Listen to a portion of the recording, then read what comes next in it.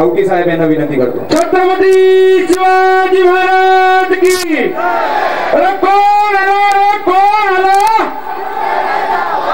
हिंदू समाज छत्रपती बाळासाहेब ठाकरेंचा। अरे बुलंद आवाज कुणाचा? शिर्डी लोकसभा मतदारसंघातील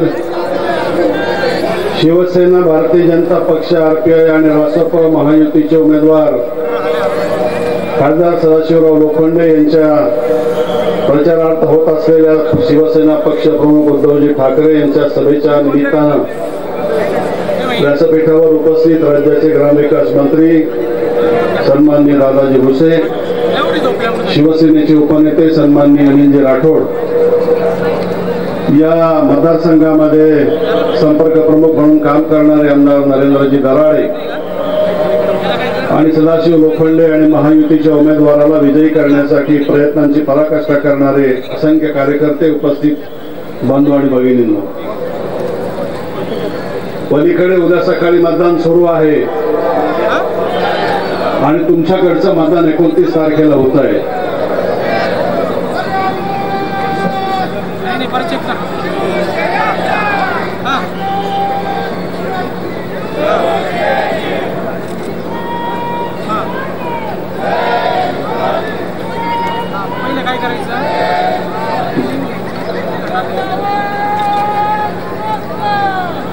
जरा शांतता ठेवा। मला कल्पना आहे आपल्याला सर्वांना उद्धवजींचे विचार ऐकण्यासाठी आपण खूप मोठ्या संख्येने जमलात आणि 5 मिनिटापेक्षा अधिक वेळ त्यांना व्यासपीठावर येण्यासाठी लागणार नाही, परंतु तेवढ्या 5 मिनिटाची बॅटिंग मी फक्त माझी करणार आहे। आपल्याला सगळ्यांना कल्पना आहे की 29 तारखेला मतदान होत असताना एक महायुती आणि दुसरी महाआघाडी। आमच्या महायुतीच्या जाहीरनाम्यामध्ये आम्ही सांगितलंय आमचं सरकार 25 मेला ज्या वेळेला या देशातली मतमोजणी पूर्ण होऊन सत्तेवर येईल त्यावेळेला या देशातल्या ज्या माणसाच्या नावावर जमीन असेल, ज्याच्या नावाचा 7 वाराचा उतारा निघत असेल, अशा 60 वर्ष पूर्ण केलेल्या माणसाला तो हयात असेपर्यंत दर महिन्याला नियमितपणाने पेन्शन दिली जाईल। मला असं वाटतं स्वातंत्र्याच्या नंतर शेतकऱ्याला पेन्शन मिळण्याची जाहीरनाम्यातली घोषणा ही महायुतीच्या जाहीरनाम्यातली एकमेव घोषणा जगाच्या पाठीवरची असावी। या देशाची अफाट लोकसंख्या, कृषीप्रधान व्यवस्था आणि मग त्याच्यामध्ये शेतकऱ्याच्या समोर येणारी सातत्यानं आव्हानं, हे आव्हान दुष्काळाच्या माध्यमातून असेल, आव्हान निळवंडेच्या पाण्याच्या प्रश्नाच्या संदर्भातलं असेल, ईशान्य भारतामध्ये येणारा प्रचंड महापुराच्या माध्यमातून असेल, शेतकरी सातत्यानं अडचणीमध्ये सापडतोय आणि शेतकऱ्याची अर्थव्यवस्था जर आपल्याला शेतीच्या मालाच्या संदर्भामध्ये काही ऐतिहासिक निर्णय घेऊन मजबूत करायची असेल, त्याहीपेक्षा त्याचं जीवन जर अधिक आपल्याला महत्वाचं वाटत असेल तर त्याला दर महिन्याला पेन्शन देण्याची योजना जर या देशामध्ये राबवायची असेल तर आणि तर आपण या मतदारसंघामध्ये सदाशिव लोखंडे यांच्या धनुष्यबाणाच्या चित्रावर मतदान करा, ही मला आपल्याला सगळ्यांना कळकळीची विनंती करायची आहे। अनेक सरकार आली आणि गेली, गेली 40-50 वर्ष या देशामध्ये प्रचंड आंदोलनं झाली। या सगळ्या आंदोलनांच्या मध्ये एक मागणी सातत्याने केली जात होती ती म्हणजे या देशातल्या शेतकऱ्यांना पेन्शनची योजना लागू करा। कोणत्याही पक्षाने हे धाडस केलेलं नव्हतं। काँग्रेसचे अनेक वर्षाचे जाहीरनामे आपण काढून बघा, परंतु शेतकऱ्यांना पेन्शन देण्यासाठी नेमका किती पैसा लागेल याचा अंदाज येत नसल्यामुळं हे धाडस कोणी केलेलं नव्हतं। या निवडणुकीमध्ये मात्र पंतप्रधान नरेंद्र मोदी आणि उद्धव ठाकरेंनी अत्यंत विचारपूर्वक एकदा हा प्रयोग या देशामध्ये आपल्याला करायचा, सगळ्या शेतकऱ्यांना आपल्याला एकदा पेन्शन द्यायची। माझं तर स्वतःचं आव्हान आहे, एवढा मोठा धाडसी निर्णय जर या देशात होणार असेल दुसऱ्याला मत देण्याचा विचार देखील आपल्या मनामध्ये येता कामा नये।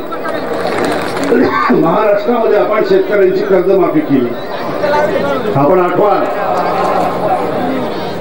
महाराष्ट्रामधल्या शेतकऱ्यांचं 1.5 लाख रुपयापर्यंत कर्ज माफ करण्याची पहिली गोष्ट या महाराष्ट्रामध्ये सरकारमध्ये असून सुद्धा उद्धव ठाकरेंनी केली आणि दादा भुसे मंत्रिमंडळात असताना सुद्धा आमच्यासारख्या सगळ्या आमदारांनी त्या प्रश्नावरती विधानसभा गाजवून सोडली आणि शेवटी महाराष्ट्राच्या सरकारला आपण या महाराष्ट्रामध्ये एका शेतकऱ्याचं कर्ज नव्हे, कुटुंबामध्ये जेवढे शेतकरी असतील त्या प्रत्येकाच्या नावावरच 1.5 लाख रुपयापर्यंत कर्ज बँकेला भरायला आपण भाग पाडलं. मला वाटतं एवढा मोठा ऐतिहासिक निर्णय महाराष्ट्रामध्ये झालेला नव्हता.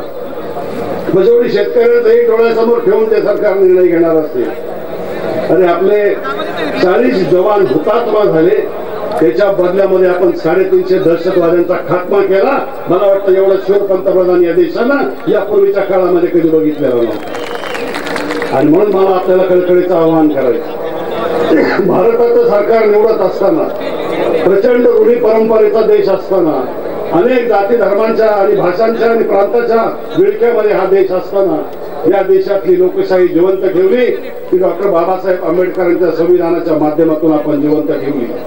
प्रचार केला जातो, मोदी सरकार परत आलं तर भारताचं संविधान राहील का? आज RPIचे आठवले साहेब आमच्या सोबत आहे, भारताच्या मंत्रिमंडळामध्ये समाज कल्याण मंत्री म्हणून काम करतात. आपल्याला असं का वाटतं? आठवलेंना संविधानाची काळजी नाही, आठवलेंना असं वाटतं संविधान नष्ट व्हावं. परंतु ज्या वेळेला सकारात्मक प्रचार करताना काही मुद्देच आपल्याजवळ शिल्लक नसतात, आपण 60 वर्षामध्ये काय केलं हे सांगण्यासारखी परिस्थिती ज्या वेळेला नसते, त्यावेळेला भावनेला हात घालणारे विषय त्या ठिकाणी घेतले जातात. आणि मोदींचं सरकार आलं तर मग देशातली लोकशाही अस्तित्वात राहील की नाही, भारताचं संविधान अस्तित्वात राहील की नाही, अशा प्रकारच्या चर्चा त्या ठिकाणी केल्या जातात. आणि मला आपल्याला आवाहन करायचंय, हे भारताचं संविधान एवढं तकलादू नाही.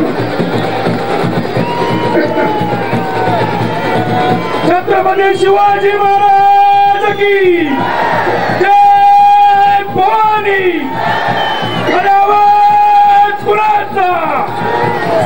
हिंदुराय सम्राट छत्रपती बाळासाहेब ठाकरेंचा. छत्रपती शिवाजी महाराज की. हिंदुराय सम्राट छत्रपती बाळासाहेब ठाकरेंचा. बुलंद आवाज कुणाचा? अरे कोण आला रे, कोण आला? अरे कोण आला रे, कोण आला? उद्धव साहेब तुम्हाला काय म्हणा? उद्धव साहेब तुम्हाला काय म्हणा? हिंदुराय सम्राट छत्रपती बाळासाहेब ठाकरेंचा. छावी नाश्ता करून भवानी. उद्धव साहेब आगे बढ़ो. हिंदुराय सम्राट छत्रपती बाळासाहेब ठाकरेंचा. अरे कोण आला रे, कोण आला? अरे कोण आला रे, कोण आला? की छत्रपती शिवाजी महाराज की. अरे बुलंद आवाज कुणाचा? शिवसेनेचा. अरे ताकद कुणाची? शिवसेनेची. अरे कोण आला रे, कोण आला? उद्धव साहेब तुम्हाला काय म्हणा? अरे बुलंद आवाज कुणाचा? अरे कोण आला रे, कोण आला? ज्या क्षणाची आपण त्या ठिकाणी वाट बघतोय तो क्षण आपला समोर आला आहे. अरे कोण आला रे, कोण आला? उद्धव साहेब आगे बढ़ो. हिंदुराय सम्राट छत्रपती श्रीमान बाळासाहेब ठाकरेंचा. विजय असो. जय भवानी. जय शिवाजी. कोण आला रे, कोण आला? शिवसेनेचा आवाज आला. अरे हा आवाज कुणाचा? अरे ही ताकद कुणाची? अरे कोण आला रे, कोण आला? छत्रपती शिवाजी महाराज की. हिंदुराय सम्राट सरसेनापती बाळासाहेब ठाकरे यांचा. अरे भाजप शिवसेना RPI रासपा एकलव्य संघटना महायुतीचा. भाजप शिवसेना आरपीआय रासप एकलव्य संघटना महायुती